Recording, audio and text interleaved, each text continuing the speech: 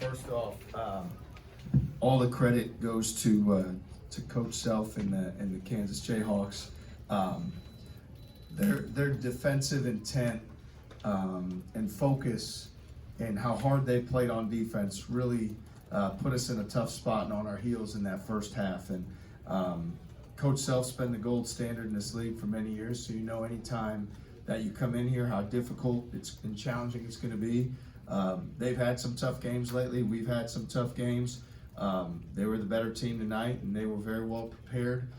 So all the credit goes to Coach and his players and coaching staff for being ready to go and play at a high level. Hey, Coach, when the shots aren't falling, what do you say to your team? Well, for our guys, certainly there was challenges in that first half, and probably throughout the course of the game. We feel like we can continue to attack closeouts, drive the basketball, make plays for one another. We also know that our guys put the work in. Like, we're confident in the work that we put in and how that works itself out over time. Tonight, that work didn't show up for us as much as we'd have liked, both from three and at the foul line. And it's something that we're going to continue to work and earn the right to make those shots when they present themselves moving forward. Kurt, you haven't been part of a 3-game losing streak at Iowa State yet. Kind of what are you feeling right now, and how do you think KU limited you guys today? Man, it sucks for sure. Losing is just it's not ideal. But I mean, we did some things well tonight. We had 17 offensive rebounds, only 7 turnovers. It was just really shots weren't falling. We was 11 for 20 from the free throw line. So a lot of things. I mean, those couple things I think we did well, and we cleaned up those free throws, made a couple more threes. It's a better game, and I believe we'll make shots. Like you said, we work hard every day, and I still trust and believe in everybody, including myself. Kurt, how congested has the paint been the last 4 or 5 games, especially since Milan's been out? Yeah, it's definitely been very congested. Teams are smart. They scout. They do things that try to disrupt us, just like we do them. And unfortunately, we wasn't able to hit those shots tonight, or really the last few games. But like you said, everybody in the gym, man, I really believe it's gonna come around for sure.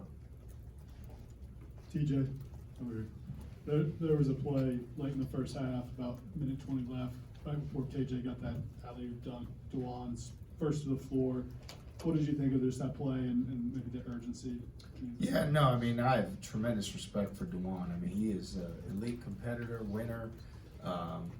He's a guy you want on your team, no question about it. And he makes plays like that, and he's been making plays like that for them for so long. So, look, I was happy from our vantage point. I thought, from a hustle standpoint, I thought our guys made a lot of plays out there as well. So I think that play in particular certainly got this place going and forced us to call a timeout. But I don't think at all from an effort standpoint that our guys didn't, do effort-based things well tonight. It was, certainly the shooting's a factor, and their defense deserves a lot of credit for their disruptiveness. Hi, Coach. How do you feel about your shot quality tonight offensively?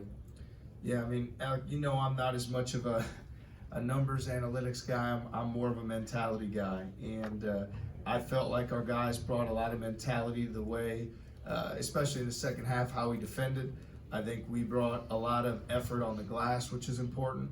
I thought our ball toughness was great, and I'll believe that when we do those things well, that in most instances we will play well and we will shoot the ball well. So I'm not as much for the analytics as the mentality piece, and I thought we got a few things right tonight in that department, and we're gonna get back to practice and continue to earn the right to win. From a scoring perspective, your bench hasn't been able to give you as much as you've maybe liked since Curtis was moved into the starting lineup. How can you get that group going right now with Milan still coming back from his hand injury? I mean, for the first, we woke up on whatever the day was last time we played these guys, January 16th or whatever it was, the day after the game. We're ranked number 2 in the country. Our offense is probably among the top 5 in the country. And, Milan goes out, which shifts our winning formula, and it throws it off balance a little bit. It didn't show up when we played them last time. We played really well offensively, but you can see it show up at games at times and things along those lines. And so now it just threw off our balance, right? And so we're working really hard to get that formula back in place. I think our game at West Virginia, was the first time, and somebody really collapsed the floor on us and made it tough. And then other teams have done that same thing. So it's something that we're continuing to work through. But right now, I'm really confident in how we move forward in doing that. Hopefully, as well, it's not forever until we were able to get Milan back also. But our guys, I think I could sense in our locker room, our guys are, they're in a good place mentally. This isn't a victim mentality or a woe is me. We know that adversity is part of playing in this conference and the teams we play. And I'm confident in our guys and what we're going to do in practice the rest of this week and how we're going to move forward together. TJ, I wanted to ask you about a particular play. Keyshawn gets a steal. I think you're down 12 late in the first. Looks like he's maybe going to get you to 10, and they instead poke it away and get the alley-oop the other way. Just how does that typify just what an uphill battle this night was? Yeah, I mean, those are plays like you make a great defensive play and then it turns into a turnover, which turns into transition points for them. There's probably not a place or a team or a program that does a better job than what Kansas does in transition if you have a turnover and how they turn it into points. And we had very few turnovers, very few live ball turnovers, and you feel like every one that we had turns into a layup, a dunk on the other end. And it's really a credit to the pace that they play at and what they demand. And certainly, like you said, that play typifies kind of how the night went for us. Like, it seems like there's some optimism, and then right away they make a big play, but credit to them in doing so. Curtis, what did you think about the atmosphere here today? Man, it was fun to be a part of. You always hear about it.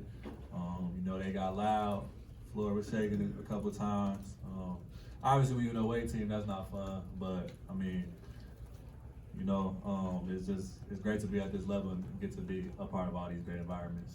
How difficult was it? I was like, obviously the result, it looks like it was but everywhere we go, like when we got this ranking that we got, the place has been loud. It was really, there's no disrespect. Like, it was kind of like the rest of the places, you feel me? Like, they all get loud, and at a certain point, loud is just loud, and that's how I felt. But it's definitely tough when you're an away team. Two more questions. TJ, Milan went through pregame warm-ups today. What's the outlook for him going into Saturday? Is he a guy you think can play? Yeah, I would say at this point that's probably too early to say. He's continuing to do the things that he needs with Vic Miller, our trainer. I do think he'll be back in the next few weeks, but it's a day-to-day situation. I think for him, today was the first step in just kind of, go through, feel what it feels like to go through the game warm-up, just to start to get along those lines in that mindset. But we'll see. I don't want to rush him back. I want it to be on the timeline that's best in his best health interest. And whenever that is, we'll be ready to go. TJ, how much trouble is that thumb giving Taman? It looked like he lost the handle a couple times that were atypical for him usually. Yeah, I think it's certainly a factor. It's hard to say with Taman because he's probably like the physically toughest player you could ever be, right? And so I don't take for granted what he plays through and how much pain that must be giving him. And I think, and also like the functionality of how he's able to move it. And when some of those things happen, like I said, I'm just fortunate that he's on our team and that he has an unbelievable competitive spirit, even though we all know he's whatever 100% is, or being at your best is not what he is, but how important he is to us and how much we need him. So we'll continue to try to find the time that we can to, get him rest when we can, or to try to limit it from getting hit further. But I felt like that probably happened again tonight too, where he gets it hit and now, there's greater pain for him and the mobility is less. Thanks, everyone. Thanks, guys.